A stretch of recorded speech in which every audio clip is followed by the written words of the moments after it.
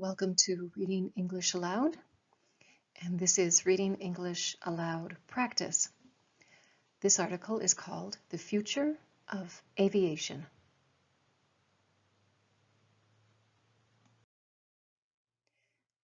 Let's start with our new vocabulary words. Let's start with nouns. Number 1, passenger, passenger. Number 2, aviation, aviation. Number 3, crew, crew. Number 4, impression, impression. Number 5, self-preservation, self-preservation.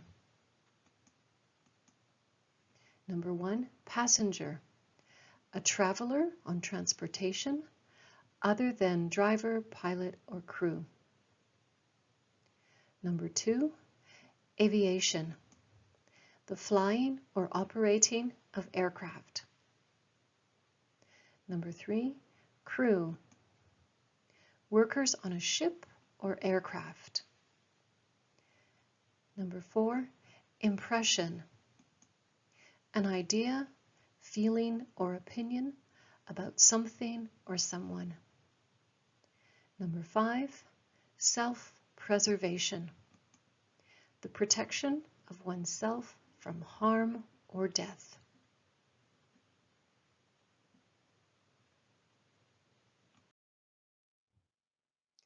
New vocabulary words. Verbs. Number 1 is a phrase, catch a glimpse, catch a glimpse. Number 2, monitor, monitor. Number 3, adjust, adjust. Number 4, detect, detect. Number 5, track, track. Let's look at the meanings. Number 1, catch a glimpse, a short or brief look at something. Number 2, monitor, check something continuously. Number 3, adjust, alter or move. Number 4, detect, discover.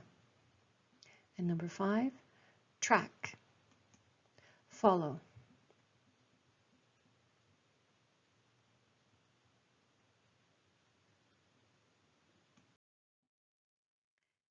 New vocabulary words. These are adjectives and adverbs. Number 1, automated, automated. Number 2, false, false. Number 3, hands off, hands off. Number 4, effectively, effectively. Number 5, disabled, disabled. And number 1, automated, operated by automatic equipment. Number 2, false, means incorrect. Number 3, hands off, not using direct control.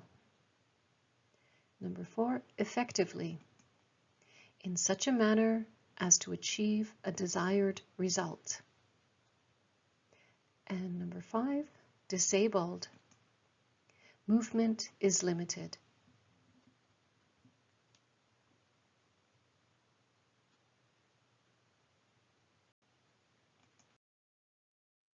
The future of aviation.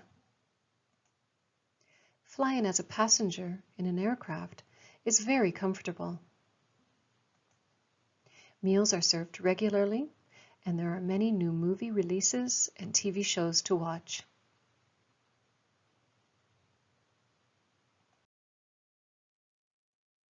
However, if as a passenger you catch a glimpse into the flight deck and see no pilots, just a computer system whirring away and controlling the airplane, how would you feel? Are we really ready for self-flying aircraft?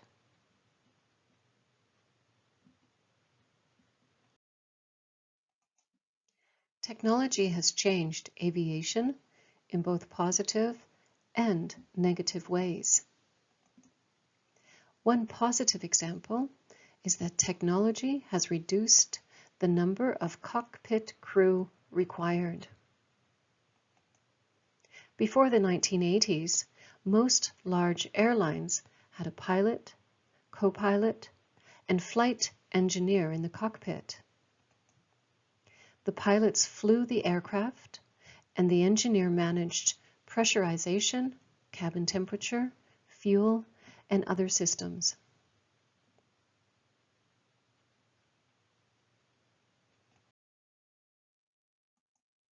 Nowadays, the flight engineer's job has been replaced by an automated system, and the cockpit crew has gone from 3 to 2. With a reduced number of flight crew, operating costs for the airline are lower. This saving can be passed to passengers through better service and cheaper ticket prices.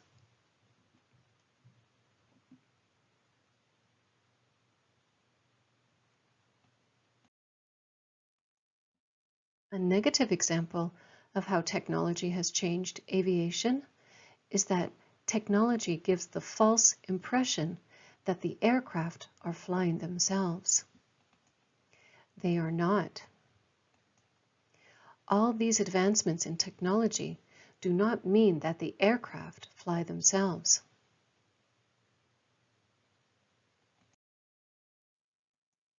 Post-takeoff, there is a lot of hands-off time for pilots, but they are continually monitoring and adjusting aircraft navigation and systems, communicating with air traffic control, and preparing for the next phase of the flight. Pilots still must monitor wind and weather conditions, track fuel consumption, and take the controls during turbulence and other abnormal situations.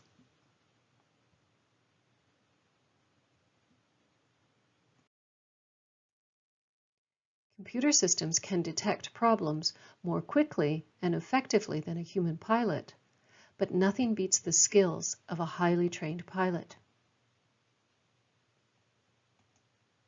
U.S. Airways Flight 1549 landed safely on the Hudson River in the USA because of the skills of Captain Chelsea Sully Sullenberger and his first officer, Jeffrey Skiles.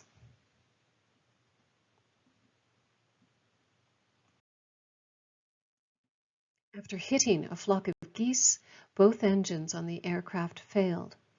All 150 passengers and crew walked away from the crash due to the expert flying skills of the pilots.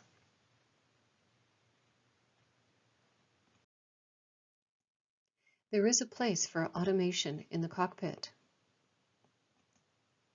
Nevertheless, humans are still better than computers at dealing with the medical emergency, a security incident, a quick mechanical fix, and most importantly, self-preservation.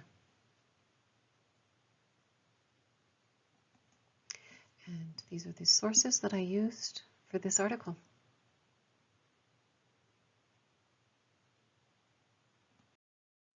Discussion questions. Number 1, do you prefer to travel by train, bus, plane, or ship? Number 2, which countries would you most like to visit? Number 3, which seat do you prefer, window, center, or aisle? Number 4, do you prefer summer vacations or winter vacations? And number 5, do you think pilots ever get bored of flying?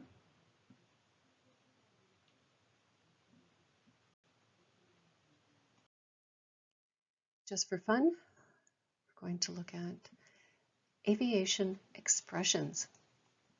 ETA. I use this one all the time. Estimated time of arrival.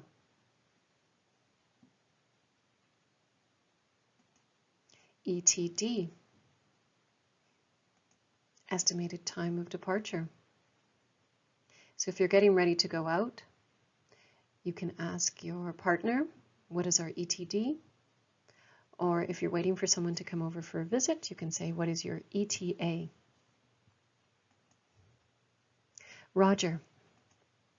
And this is an instruction has been received and understood. Air pocket. A jolt of turbulence. That is not fun when you're flying on an airplane. Flight deck. That's the cockpit. Holding pattern. A course flown during bad weather or traffic delays. So if an airplane is waiting to land, a pilot is waiting to land, and there are traffic delays, there are too many airplanes trying to land, then the pilot will go into a holding pattern.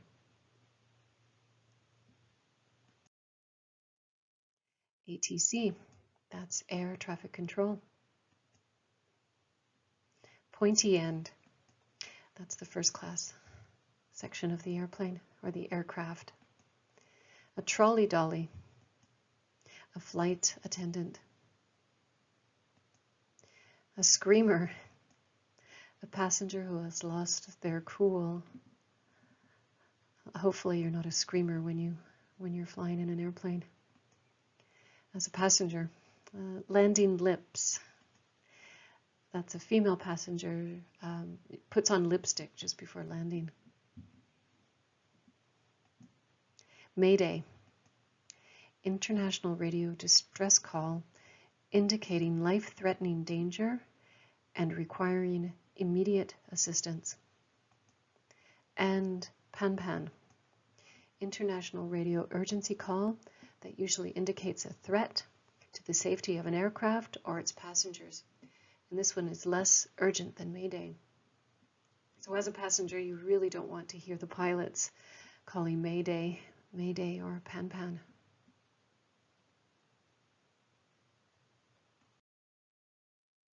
That's the end of the article, The Future of Aviation.